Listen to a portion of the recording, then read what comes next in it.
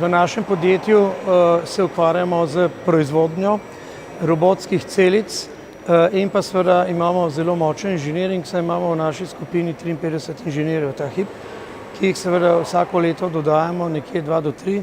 Delujemo v večjih smerih. Eno so pač aplikativne razvojni projekti, ki so na primer narejeni po naročilu kupca. Mi temu rečemo custom design, se pravi butična izvedba, kjer mi to imenujemo nekako aplikativni razvoj. Se pravi, mi imamo neke standardne gradnike in glede na zahteve kupca kreiramo neko rešitev iz teh gradnikov in to pač na koncu imenujemo robotska celica, robotska linija, kakorkoli že. Bistvo cele zgodbe je, da mi namenjamo izjemno veliko pozornosti tehnologijam. Se pravi, vsak robot nekaj počne, izvaja neko tehnološko operacijo. Torej, prvo moramo mi dobro poznati tehnologijo, katero bo robot potem izvajal v industriji, v proizvodnji. Naprimer, eno je obločno varjenje, če vzamem, tipičen uporabnik tega je naprimer avtoindustrija, proizvodnja sedežev, izpuhov.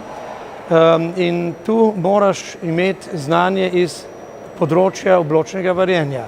Drugo je oporovno varjenje, so roboti opremljeni z velikim kleščem, torej za oporovno varjenje.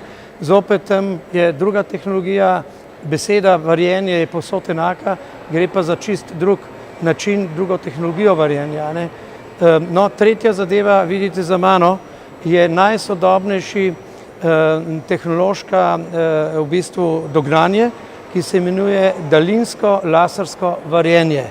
In tukaj mi v sodelovanju s Strojno fakulteto, oddelkom, ki ga vodi profesor Možina, to je oddelek za laseristiko in optodinamiko, v bistvu smo skupaj razvili projekt, ki se imenuje v daljinskem laserskem varjenju, gre za avtomatsko učenje robota. To je v bistvu kar ena revolucionarna zgodba, ki smo jo skupaj razvili z fakulteto za strojništvo. Po drugi strani pa mi namenjamo veliko pozornost naši organizaciji.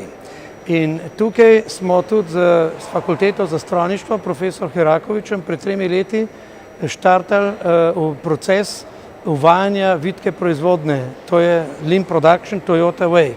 In to skupaj v bistvu je nekako usmerilo naše poslovanje v to smer, da smo učinkoviti, da se je pri nas dvignila produktivnost tako v inženiringu, tako v inovacijah, kot seveda v bistvu tudi v pisarniškem delu, če temu tako rečemo.